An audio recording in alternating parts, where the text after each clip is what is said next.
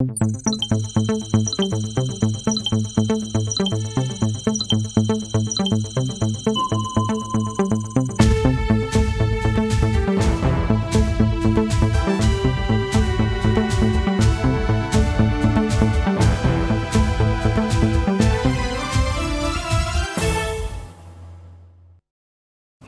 président du Faso a reçu ce matin le rapport d'activité, le premier est du Haut Conseil du dialogue social.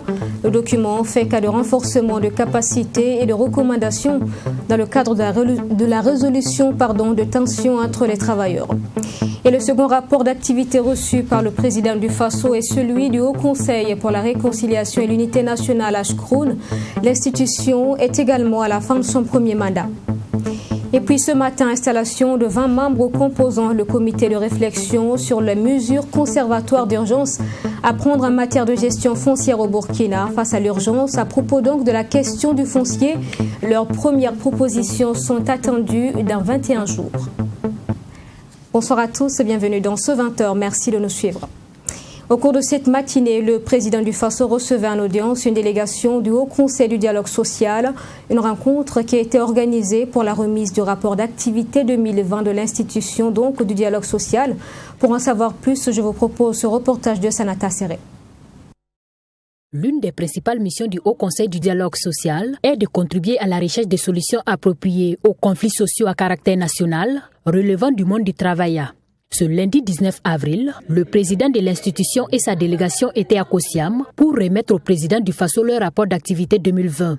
Le point saillant, disons, c'est le renforcement des capacités et des conseillers et de certains syndicats, nos actions d'intervention dans le règlement de certaines tensions entre des protagonistes, et également des recommandations et du travail que nous avons fait auprès de certains travailleurs, que ce soit à Boubou, que ce soit à Koudougou, que ce soit à Ouagadougou. Donc c'est le contenu du rapport.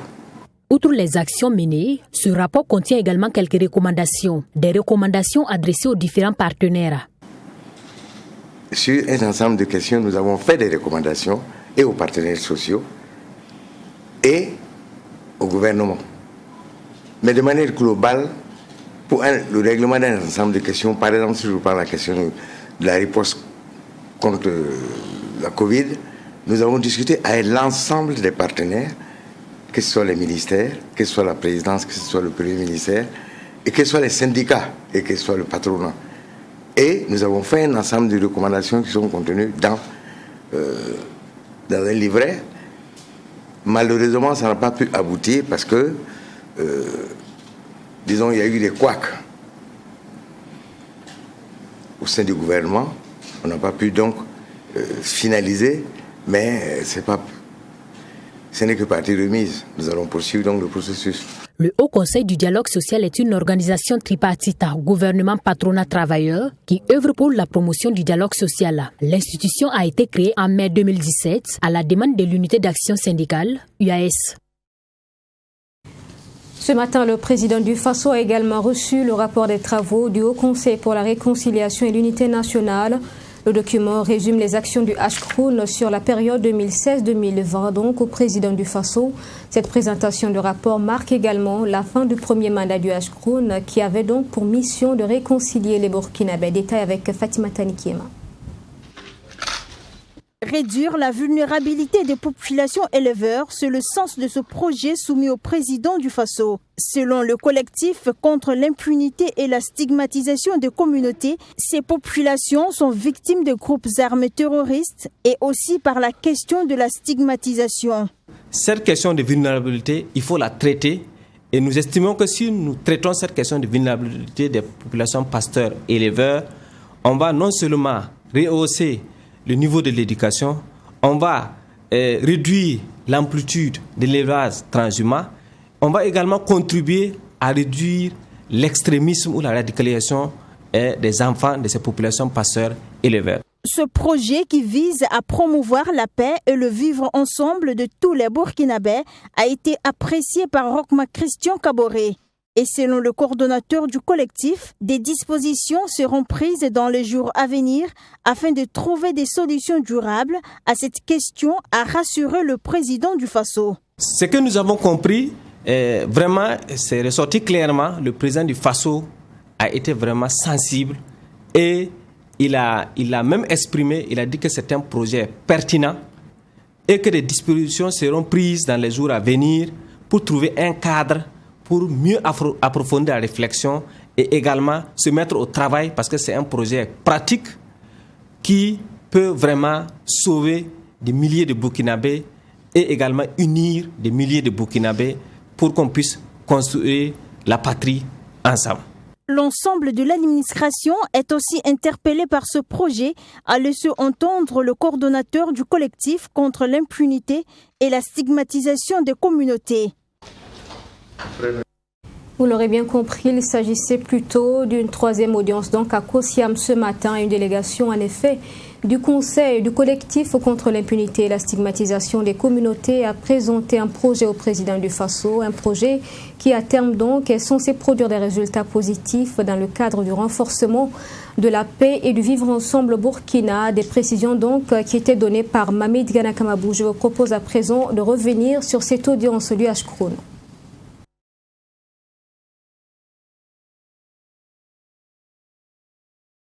Le Haut Conseil pour la réconciliation et l'unité nationale Ashkroun a épuisé le mandat qui lui avait été accordé en 2016. En fin de mission, une délégation de cette structure, avec à sa tête le premier responsable, est allée remettre officiellement le rapport général 2016-2021 au président du Faso. Un document de 177 pages qui contient le détail des différents dossiers traités par le Ashkroun. Ces dossiers, évidemment, s'éclatent en dossiers de violation des droits de l'homme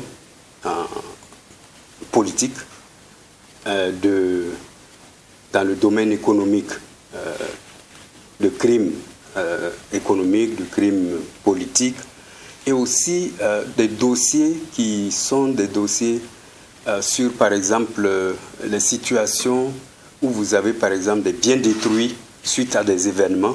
C'est un rapport qui contient également des propositions, des suggestions qui, selon le président du Ashkroun, permettront d'aller vers une véritable réconciliation nationale. Parmi ces recommandations, la rédaction d'un mémoire.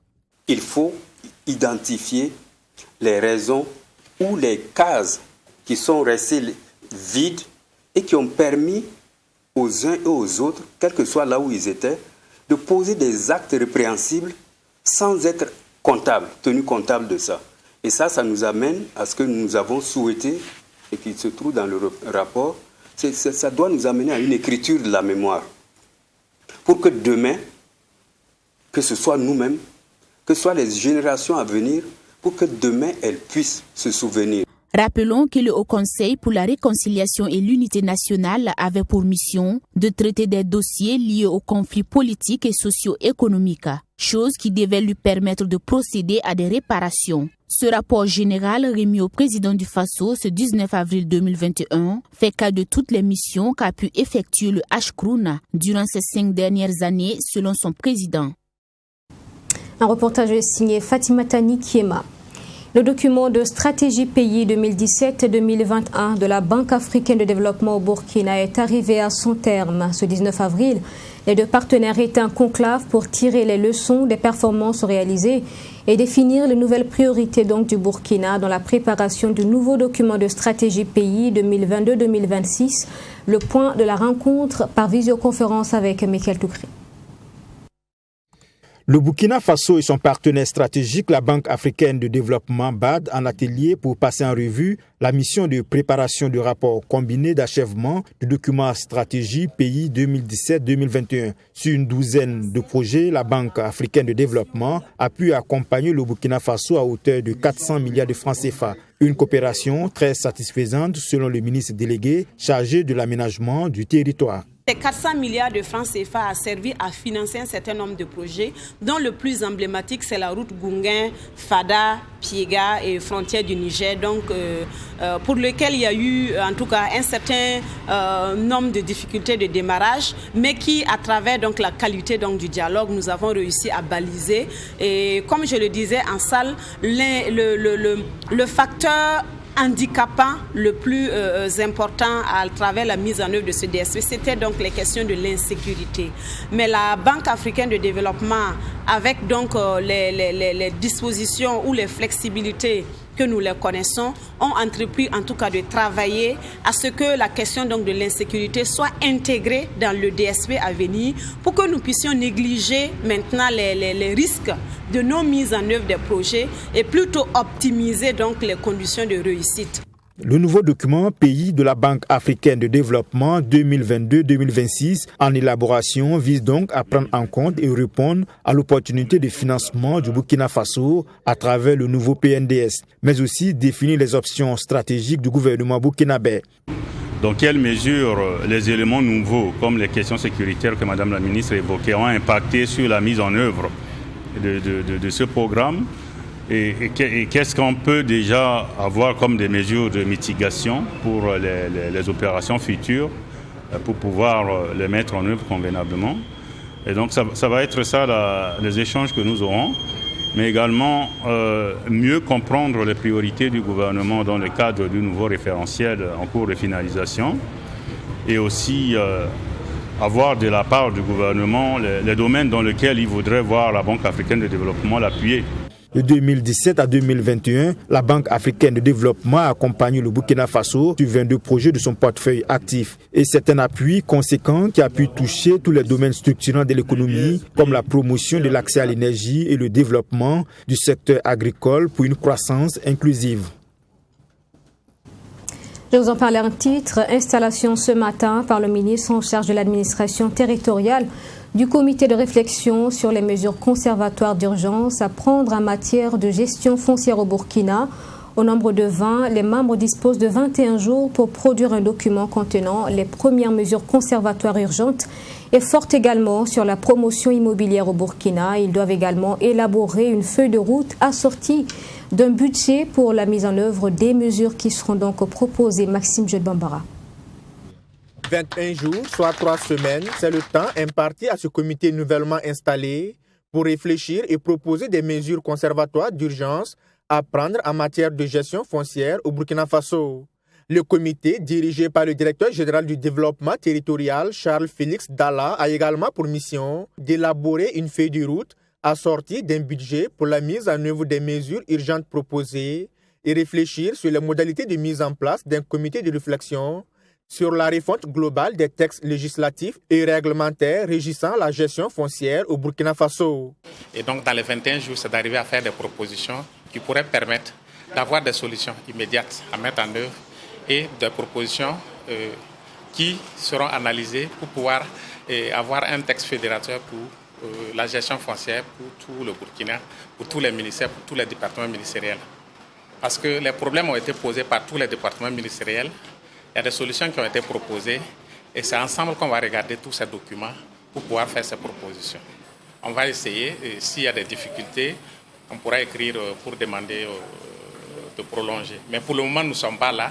Nous croyons que le temps qu'on nous a proposé, nous allons essayer de proposer quelque chose d'ici la fin de cette période-là. Considérée comme une bombe à retardement, la question foncière fait des gorges chaudes au sein des populations. Le gouvernement, à travers l'installation de ce comité de réflexion sur les mesures conservatoires urgentes à prendre en matière de gestion foncière, entend donc désamorcer cette bombe. Le premier ministre-chef du gouvernement devant la représentation nationale, afin de répondre à cette préoccupation, a engagé le gouvernement dans la prise de mesures conservatoires d'urgence. Mais quelles mesures prendre? C'est pour donc guider le gouvernement dans la prise de ces mesures que ce comité a été installé. Il était donc normal, il était temps que nous puissions engager cette réflexion sans coup féri et que nous puissions, que cela aboutisse effectivement à des décisions, en tout cas fermes, je pourrais le dire, et des décisions qui vont permettre en tout cas d'amener une gestion sereine et une gestion rationnelle du domaine foncier de notre pays. Avec une vingtaine de membres, le comité de réflexion sur les mesures conservatoires d'urgence à prendre en matière de gestion foncière au Burkina Faso est composé des cadres des différents ministères intervenant dans le domaine foncier. Dans la suite de ce journal, samedi dernier, le district 403A3 de Lions Club International a procédé à la présentation officielle d'un nouveau club Lion. Donc, il s'agit en effet du premier club Léo Lion du Burkina à Ouagadougou. Donc, merveille créée il y a 15 ans qui passe à une étape supérieure. Donc, remise de charte à un nouveau club de jeunes samedi dernier, c'était à Ouagadougou. Yassine Sawadgo. 15 ans après sa création, le club Ouagadougou Merveille devient Lion. Cette cérémonie marque son passage de Léo à Lion. Pour le président du club Ouagadougou Merveille, c'est une joie pour eux de rejoindre les autres clubs Lion. Lions Club Ouagadougou Merveille, qui vient de recevoir sa charte du gouverneur du district 403A3, s'inscrit dans la même dynamique. Voilà, sa particularité est qu'il est le premier club Léo Lion du Burkina et il rassemble des jeunes dont la vie du léonisme a commencé depuis bien longtemps.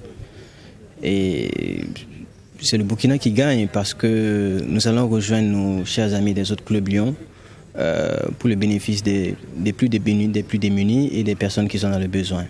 Nous allons cibler nos actions vers la jeunesse et en particulier les enfants qui sont dans les difficultés à cause de la pauvreté. Le gouverneur du district 403A3 de Lions Club International, qui a présidé la cérémonie, n'a pas manqué de prodiguer des conseils à ce tout nouveau club. C'était de remettre une charte à un nouveau club, c'est-à-dire c'est comme son certificat de naissance. Le club Merveille, Ouagadougou Merveille, est un club constitué par des anciens Léo. Depuis qu'ils sont enfants, ils côtoient le Lions Club, ils sont dans le Lions Club. C'était des clubs Léo. Et maintenant, aujourd'hui, ils sont devenus Lions. Donc le but, c'était de remettre la charte à ce nouveau club. Je leur ai conseillé de cultiver l'amitié et la camaraderie. C'est à partir de ça qu'on peut faire des choses ensemble, qu'on peut réaliser des choses ensemble. Et je leur ai dit de partir sur de bonnes bases déjà. Comme ça leur permet d'être un bon club dans la cité. Notons que le district 403A3 de Lions Club International compte à nos jours 56 clubs sur le territoire national. La lutte contre la faim, l'environnement, la question de la santé, notamment le cancer infantile, sont entre autres ces domaines d'intervention. À l'occasion de la journée porte ouverte de la RTB en fin de semaine dernière, le comité d'organisation a tenu à remercier ses partenaires à travers une soirée dénommée La Nuit des partenaires, moment de gaieté partagé samedi dernier dans les locaux de la télévision nationale. Chérif Yanogo avec la voix de Mamed Ganakamabou. Ils sont agents responsables de la radiodiffusion, télévision du Burkina Faso et d'autres partenaires. Ils ont tous répondu présents à l'invitation pour prendre part à la Nuit des partenaires.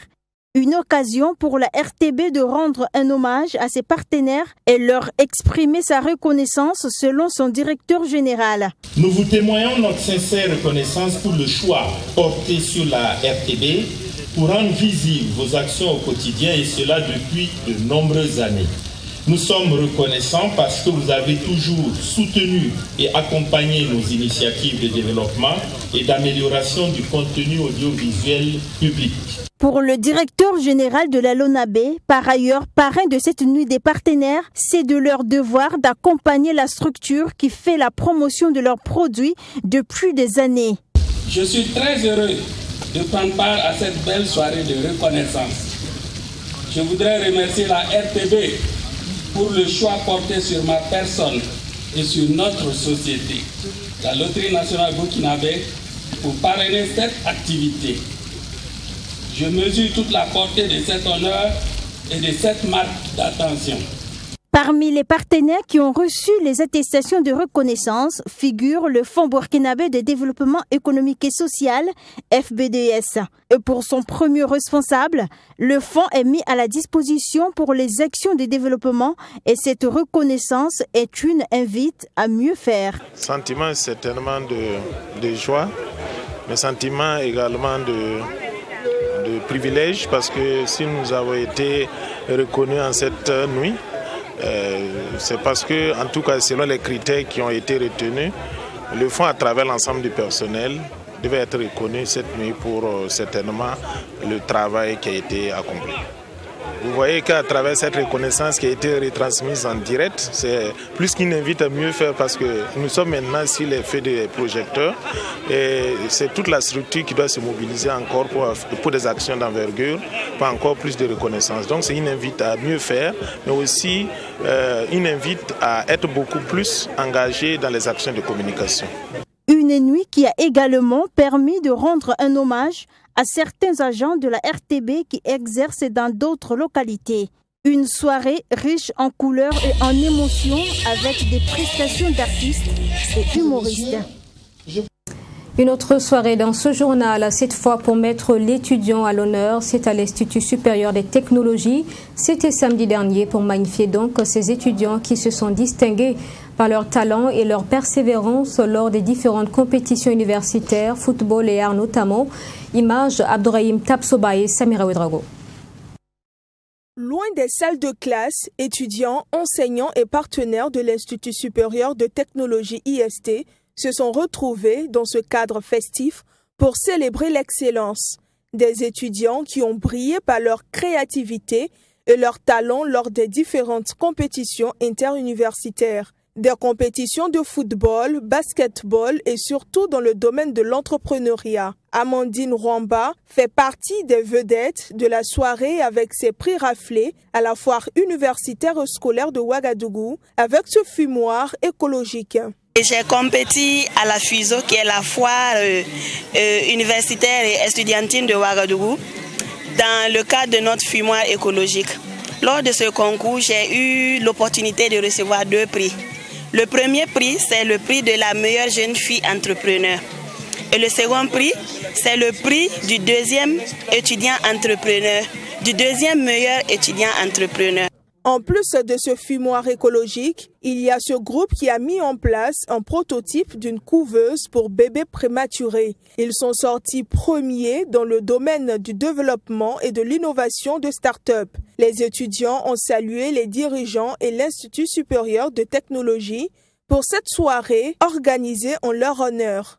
Vraiment, on sait comment les remercier. Parce que ça aurait été une autre personne, il n'aurait pas pensé à nous. Mais il a pensé à nous, on saurait comment le remercier.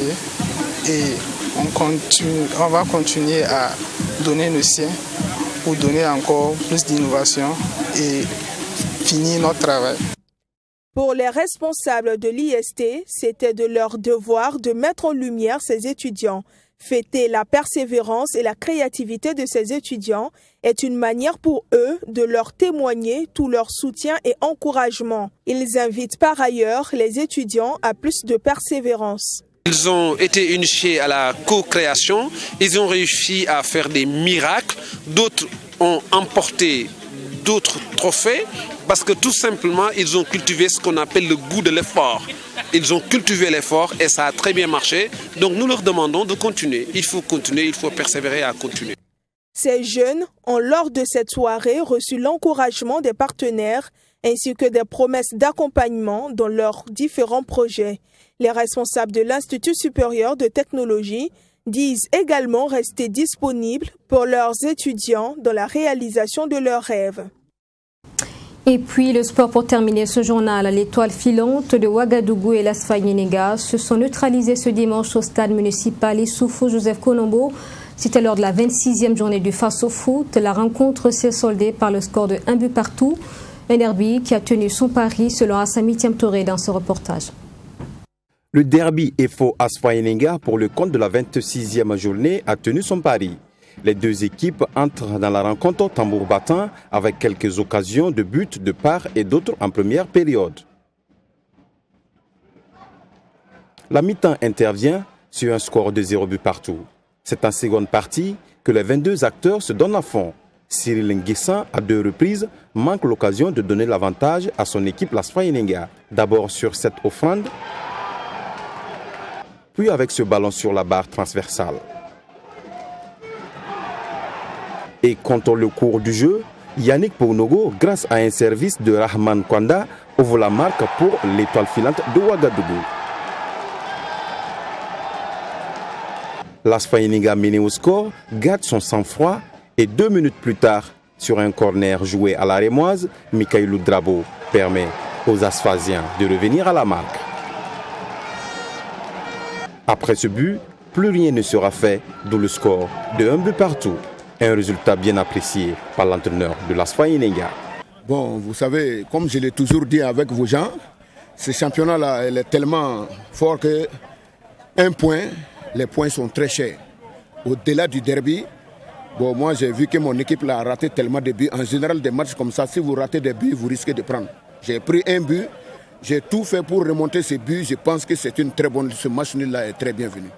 Même son de cloche pour l'entraîneur de la Reine des Stades, qui se dit satisfait dans le contenu. Parce que les deux équipes sont venues avec une volonté de jouer et de gagner, faire plaisir à leur public.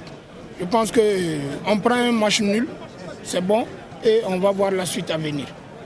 Les deux équipes partagent donc la poire en deux pour ce match retour, mais l'ASFA Eninga pour cette saison prend le dessus sur les stylistes avec la victoire du match aller. Derby et Faux Asfa, actualité sportive qui sera développée beaucoup plus en longueur tout à l'heure dans Sport 3 avec Assami Tiemtoré qui est déjà sur son plateau. Et qui est invité aux 20h. Bonsoir Assami. Bonsoir Sonia Kokti, bonsoir à tout le monde. Mais donc vous abordez donc le derby et Faux Asfa aujourd'hui. Effectivement, Sonia Kokti, comme vous avez suivi le reportage tout à l'heure, on parlera du derby EFO ASFA Eninga. Avec les deux codeurs ensemble, on va essayer de parler de cette rencontre. Pourquoi il n'y a plus assez d'engouement autour d'un derby EFO ASFA Eninga? Les anciens diront que dans le temps, en tout cas, les stades se remplissaient et nous, les jeunes, on n'a pas vu cette période-là, donc on ne sait pas pourquoi. Actuellement, les stades sont vides. Est-ce la question du Covid qui fait cela ou bien c'est les 22 acteurs en tout cas qui ne se donnent pas à fond? Avec les deux codeurs, on en parlera dans cette émission Sonia Kokti. Et vous avez aussi l'autre choc de cette 26e journée, c'est AS Police USFA. Oui, le choc des frères d'armes, où c'est joué également autour de cette 26e journée. Voilà, donc un match qui s'est soldé par la victoire de l'USFA, 1-0 sur l'AS Police. On a annoncé cette rencontre dans cette émission également qui allait être très électrique. Hein. Oui, dans cette rencontre, on a vu beaucoup d'occasions, un match qui s'est bien déroulé et le public est sorti massivement. Par contre, de l'autre côté, l'EFO ASFA Eninga qui n'a pas été bien rempli. L'USFA et l'AS Police en tout cas ont drainé beaucoup de supporters au stade. Donc on en parlera également dans cette émission. Donc la 26e journée, c'est dans cette émission, on verra les résultats qui n'ont pas beaucoup changé, même si l'AS Sonabel reste toujours leader malgré son match reporté. Merci Assami pour ces grands points de votre émission. Je vous laisse vous préparer donc pour retrouver vos téléspectateurs. Merci Sonia. Merci. Alors c'est la fin de ce journal. Merci de l'avoir suivi. Je vous retrouve demain 20h avec plaisir. Bonsoir.